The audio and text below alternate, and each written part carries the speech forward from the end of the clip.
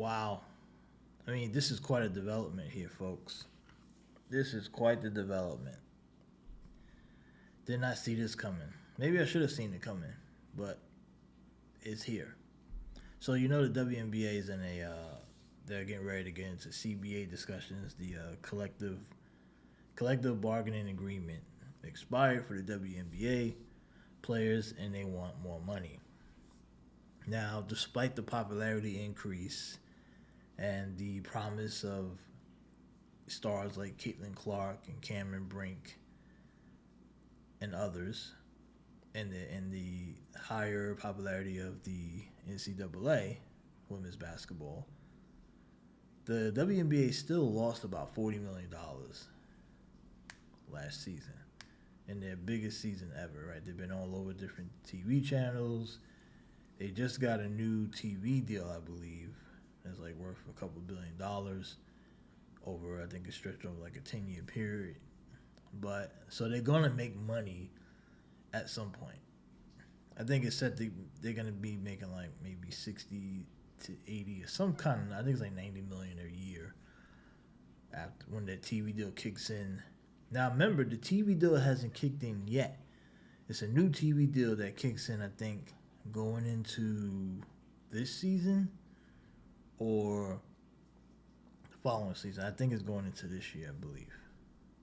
But so it's really interesting that the CBA agreement came out, expired. They opted out a year before the TV deal kicked in because of. Now, was it a smart move to opt out now? I don't. Some people will say no. Some people will say yes. But when you don't make any money, and they're going to make money for the first time probably next season because of the new TV deal, right? It's safe to say that they'll probably make some money. How much they'll make, no one knows.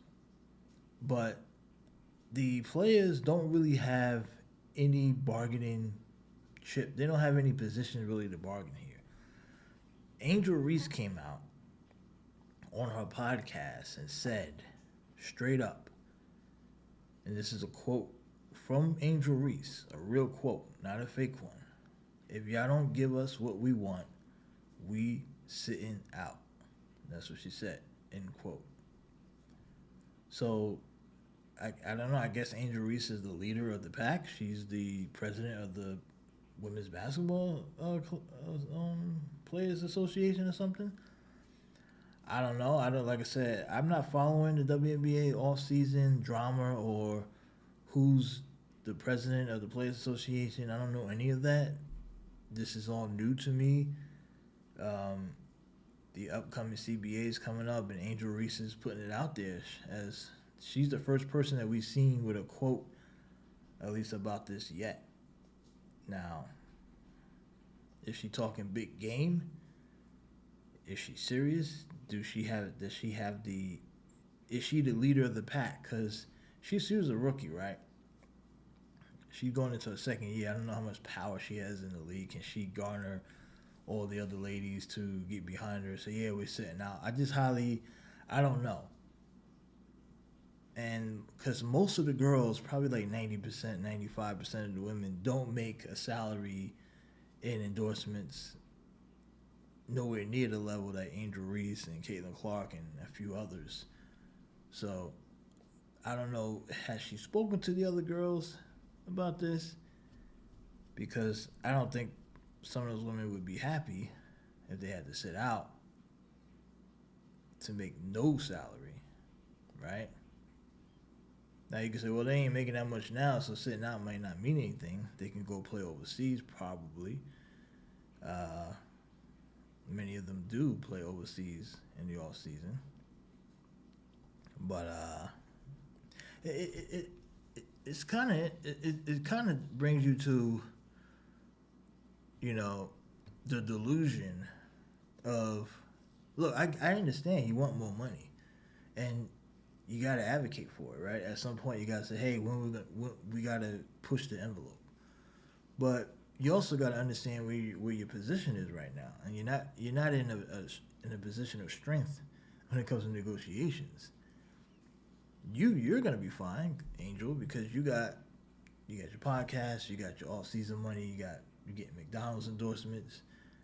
You're gonna be cool, but the collective of the league is still a net negative. And I believe the NBA owns like 41% of the league or 42, and they while 12 team owners control the other 42, or the remaining owners control like the other 42%, and the remaining 16% is probably hashed out between investors. And they've had some investors come in last off season, or not last off season, like 2-3 years ago. They had some investors like Michael Dell and Lauren Jobs, who's the wife of Steve Jobs. She's a minority owner. I think she was. I don't know if she still is. She's a minority owner of the DC team. She's a minority owner. I think the owner is a black woman. Joseph Tsai, who is the co-founder of Alibaba. He's the owner of the Brooklyn Nets and I think his last name is Tsai. I could have said that wrong. And the New York Liberty.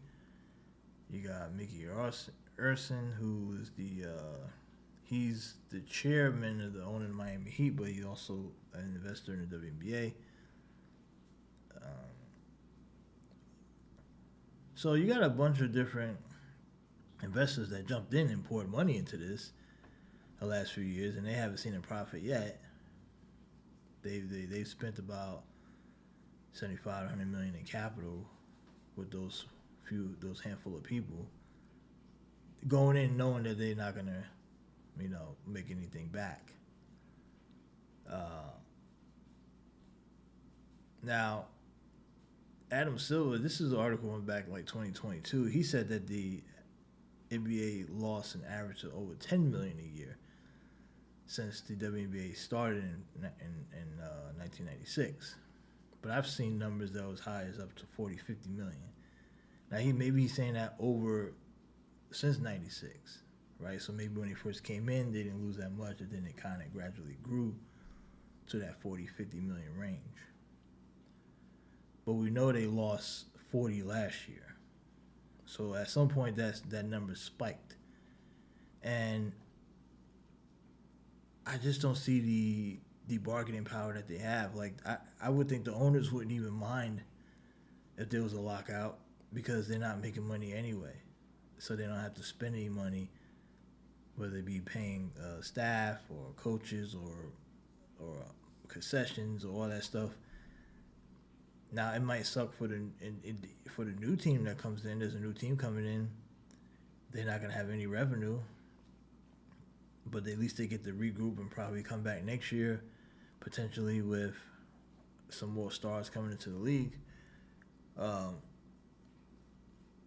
don't know. It's not like I get what Angel Reese wants to do. She wants to make sure they get a good deal, but the owners hold the cards. Now the NBA does own 42%, so that does make and plus the other 42 is NBA owners as well. So there's a collective body here of the NBA wants to do right by the women and make sure that they get a higher split, so they can get this season going. Because it would suck that if you go into year 2 and you lose your momentum with Caitlin Clark, that would crush the WNBA momentum, of course. So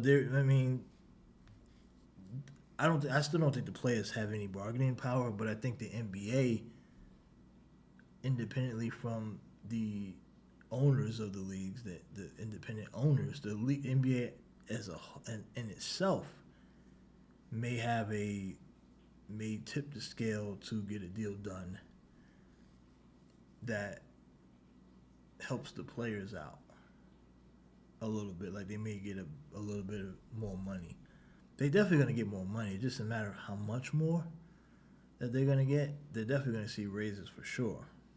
Um, it's just all about when, like how much more, and would it be enough for the players to accept?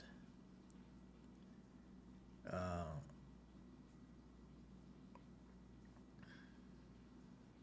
now, the so we'll see how these negotiations are gonna go. Let me see if I can find some news on this. So just to take a little thing like so the W like in 2024 the average WNBA franchise was valued at about 96 million, right, give or take. The Vegas Aces are the most valuable team in the league at 140 million. Seattle Storm is valued at 135 million. Liberty at 130 million, and the Atlanta Dream had a valuation of 55 million, which is the least in the league. So now those numbers will probably change in the next 5 years, 3 to 5 years, with Indiana with Caitlin Clark and Chicago, and even with Angel Reese at some point, the value probably go higher. But where? Let me see something real quick. I want to look at what I was gonna look for the CBA talks. Let me see if there's any news on that. CBA revenue split. Right now, the current WNBA CBA players receive a 50-50 split. Right? But they don't get 50-50 split on all revenue. So this means that the share revenue that the players receive is much lower than what players in other major sports get, because not all revenue, I think, is certain type of revenue they get, which is understandable because they don't make any money. Now, the WNBA players, they want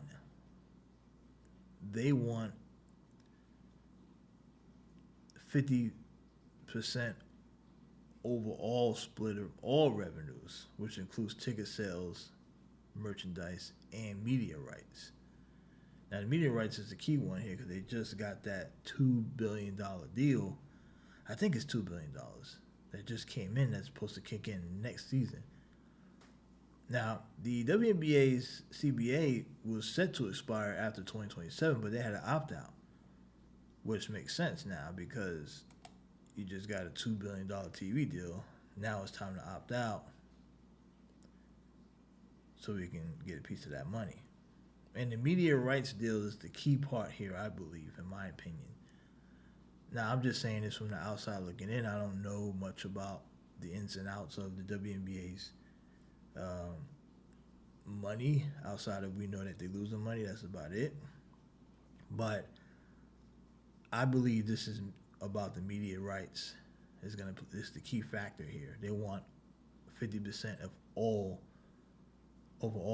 splits, not just whatever split that they were getting before, which is really not 50%. Because if you get 50% on everything, but like the stuff that really makes money, then you don't have 50-50. So now they're gonna campaign for that. Who knows if they get that? Now, do I think they're gonna get 50% of everything? Probably not. Right? They'll probably come to an agreement where it's like, okay, well, maybe 45 or 40 on everything, right? They probably might get an offer like that. I don't know. The WNBA also wants more transparency and equity for players to be better compensated for their contributions to the league's success, right? And the WNBA recent growth and historic media rights deal with Disney, Amazon Prime, NBC could provide leverage for players. I still think the owners will have most of the leverage, and the only way I see them conceding is if the NBA pushes the pressure on them and say, hey, We just got a new.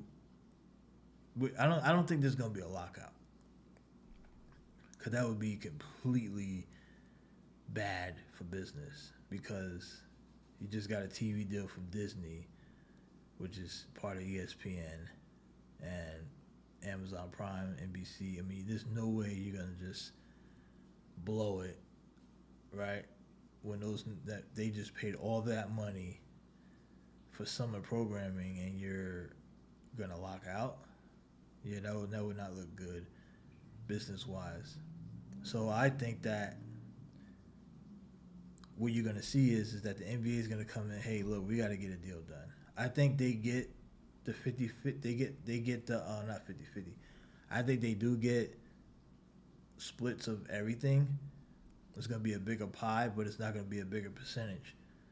It's probably gonna be more like a 40-60 going the owner's way because they're gonna want to make something back.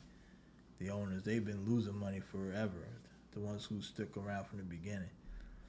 So I would say probably either 50, a 40-60 towards the owners or 45-55 towards the owners. I would be shocked if it was like 51-49 players on everything. I'd be shocked because if they get that, that would be like that would be big. That would be like, okay, you won that. But maybe they will get it because maybe they see that they're gonna make so much money at some point that they'll get that money back. But I don't even know if they honestly believe that, right? They may not even believe that. It will all depend on how great the next players come up is. Like, would it be? Because I think Juju is probably a couple years away, so you're not gonna really get anything from her yet. So who's gonna be Paige Beckers? So you're really gonna be banking on, and oh yeah, that girl from TCU, what was her name, Haley something? If they come into the league, and then there's a couple other girls. They got the chick from Notre Dame. They got the other girl from. There's another USC girl that's supposed to be pretty good too. And then they got a couple bigs floating around. They got a couple players, but I'm talking about from a marketing standpoint. There's gonna be some skill. There's gonna be some talent coming into the W next season. But I'm talking about marketing wise, the two marketable names that could be coming out is probably Paige Beckers and Haley something from out of TCU. But that ain't gonna be enough to. They're not gonna do anything close to what Caitlin Clark was able to do for Indiana. But unless somehow Paige ends up playing it for the Connecticut Sun, or where it's like a hometown type deal, like a not hometown, but like a played in the same city as a college, and then they kind of build off of that. But at some point, they're gonna need to get some of those stars either in LA. And they got Cameron Brink in LA. She looks like she could be good if and they're gonna need probably to get another star somewhere else, whether it be in Chicago to join Reese, and they're gonna need to hit the ground running with the new franchise in Golden State. They're gonna need to do that immediately, depending on who they get. But I think Paige is gonna end up in like Dallas or something, right? I think that's the unless another player goes number one or number two. I don't know the draft orders, but anyway. So look, Angel Reese talking a big game, and I think there is a slight delusion there, but I don't have an issue with that delusion because I think it shows that, hey, we'll see what happens. Who's gonna win out? Who's got the chips at the poker table, and who's gonna fold? Right. So good for Reese. I mean, she's a bit delusional, but maybe she knows something we don't know. Like I said, maybe she's been talking to the players. Maybe they said, hey, we're gonna opt out. There's no risk. 70,000. Okay, some of us can go play overseas. We can make that money back. It's worth risking that if it means showing a strong, united front to get more money and get a piece of that. Because like I said, like I don't think the players have much of a bargaining chip, but I think if a deal does happen, it's going to be because either the NBA came in and tipped the scales, along with the pressure from Disney, Amazon, Prime, NBC, to make sure a deal gets done, so they don't look like they got egg on their face for investing into the WNBA. So that's what I think. I don't know. You guys let me know. This is going to be interesting. We probably should keep an eye on this more to see what happens.